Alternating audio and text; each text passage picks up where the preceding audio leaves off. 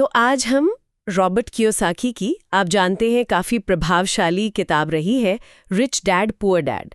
इसके जो मूल विचार हैं उन पर थोड़ी गहराई से बात करते हैं। हमारे पास ना इसी किताब के विचारों पर आधारित कुछ अंश हैं। मकसद बस ये है कि धन बनाने को लेकर जो किताब की एक खास सोच है, एक मानसिकता है, उसे समझें। ठीक है, तो चलिए शुरू करते हैं फिर। देखिए, किताब की जो पूरी कहानी है वो दो पिताओं के बिल्कुल विपरीत सबकों पर आधारित है। एक है गरीब डैड, पढ़े लिखे पर पैसे को लेकर काफी, कह सकते हैं, रूढ़िवादी। और दूसरे हैं अमीर डैड, जो मतलब कम पढ़े लिखे थे शायद, पर बिजनेस माइंडेड थे, उद्यमी थे। हाँ, और यहीं से वो बात निकलती है कि पैसे को लेकर हमारी जो अपनी मान्यताएं हैं, हमारी आदतें, वो हमारी आर्थिक सफलता को कितना ज़्यादा प्रभावित करती हैं। और इसमें जो सबसे दिलचस्प बात मुझे लगती है वो ये कि किताब कहती है अमीर लोग ऐसी संपत्ति मतलब एसेट्स बनाने और उन्हें हासिल करने पर ध्यान देते हैं जो पैसिव कैश फ्लो यानी अपने आप आने वाला पैसा बनाती रहें।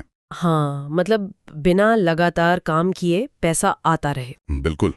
जबकि जो आमतौर पर गरीब या मध्यम वर्ग है वो नौकरी की सुरक्षा और एक फिक्स्ड इनकम को ज्यादा जरूरी समझता है। सही कहा। और किताब ना एसेट्स और लायबिलिटीज के बीच एक बहुत ही आसान पर बहुत शक्तिशाली फर्क बताती है।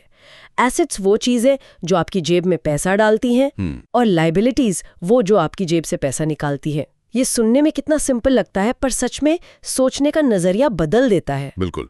मतलब ये सोचने पर मजबूर करता है कि क्या आपका घर हमेशा एसेट है या वो एक लायबिलिटी भी हो सकता है। हाँ, ये पारंपरिक सोच को चैलेंज करता है। और इसी के साथ किताब कैश फ्लो पर, यानी आपके पास पैसा आ कितना रहा है और जा कितना रहा है, इस पर बारीकी से नजर रखने पर बहुत जोर देती है। और एक और बड़ा सिद्धांत है पे और सेल्फ फर्स्ट, पहले खुद को भुगतान करें। अच्छा, ये क्या है, थोड़ा समझाएंगे? मतलब जैसे ही आपकी इनकम आए, कोई भी दूसरा खर्चा करने से पहले आप एक हिस्सा बचत या निवेश के लिए अलग रख दें। ओके। फिर जो बचे उससे अपने खर्चे चलाएं। ये एक अनुशासन की बात है।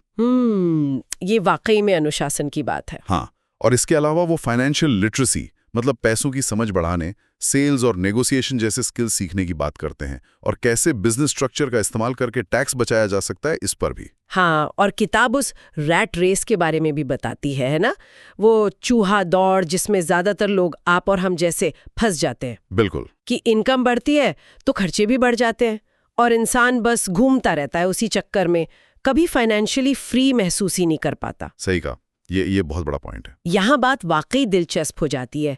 किताब कहती है कि लाइफस्टाइल बढ़ाने की जगह उस एक्स्ट्रा पैसे को एसेट्स बनाने में लगाओ। हाँ बिल्कुल, और साथ ही वो कैलकुलेटेड रिस्क लेने की बात करते हैं। मतलब सोच समझकर जोखिम उठाना, गलतियों से सीखना, प्रैक्टिकल अनुभव लेना और अपना बिजनेस शुरू करना या निवेश के जरिए अपने लिए ऑप्शंस बनाना। लेकिन देखिए, जहां ये किताब माइंडसेट बदलने में बहुत पावरफुल है, ये मानना पड़ेगा। हाँ, वो तो है। वहीं ये भी समझना जरूरी है कि इसमें कुछ कमजोरियां भी हैं, कुछ आलोचनाएं भी होती हैं इसकी। अच्छा, जैसे कि क्या कमियां हैं? एक तो इसमें आपको बिल्कुल स्टेप बाय स्टेप वाली ठोस स्ट्रैटेजीज शायद कम मिले। मतलब क्या करें, कैसे करें, इसका डिटेल्ड प्लान कम है। ओके। दूसरा, कई बार फाइनेंस की जो जटिल बातें हैं उनको शायद जरूरत से ज्यादा सरल बना दिया गया है। और एक और अहम बात, आलोचक कहते हैं कि ये रियल एस्टेट और बिजनेस शुरू करने में जो जोखिम होते हैं उन्हें कभी-कभी कम करके दिखाती है। अच्छा, मतलब प्रैक्टिकल रिस्क को शायद उतना हाईलाइट नहीं करते। हाँ, कुछ ऐसा कह सकते हैं। इसकी जो कहानी सुनाने वाली स्टाइल है वो याद तो रह जाती है, पर अगर कोई बिल्कुल ठोस डेटा या टेक्निकल गाइडेंस ढूंढ रहा है तो शायद थोड़ी निराशा हो सकती है। हाँ, तो उसे ये थोड़ी अस्पष्ट लग सकती है।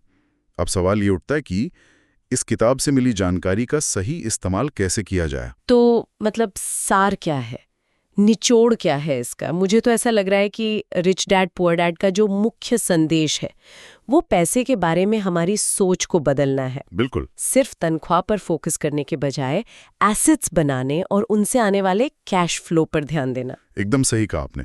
ये किताब ना फाइनेंशियल फ्रीडम की सोच का बीज बोने के लिए एक मोटिवेशन के तौर पर बहुत अच्छी है, एक उत्प्रेरक का काम करती है। हाँ, एक शुरुआत के लिए। हाँ, लेकिन इसे प्रैक्टिकल चीजें लागू करने के लिए एक कंप्लीट गाइड बुक नहीं समझना चाहिए। अच्छा। असल में काम करने के लिए आपको निवेश के बारे में, रियल एस्टेट एनालिसिस के बारे में या बिजनेस चलाने के बारे में और ज्यादा गहराई से सीखना होगा, और साथ ही अपने यहाँ के जो टैक्स और कानून हैं उन्हें भी समझना होगा। ये जरूरी है। तो इससे एक एक्शन प्लान की तरह नहीं, बल्कि एक्शन लेने के लिए एक प्रेरणा की तरह देखना चाहिए। ठीक है, तो ये एक मोटिवेशनल टूल ज्यादा है प्रैक्टिकल गाइड से। हाँ, कह सकते हैं। अब देखिए, किताब पारंपरिक नौकरियों की जगह एसेट्स बनाने पर इतना जोर देती है। हाँ, तो इसे ध्यान में रखते हुए कोई भी व्यक्ति आज अभी अपने पर्सनल कैश फ्लो को बेहतर ढंग से समझने के लिए और शायद उसे सुधारने की दिशा में पहला छोटा कदम क्या उठा सकता है, ये सोचने वाली बात है।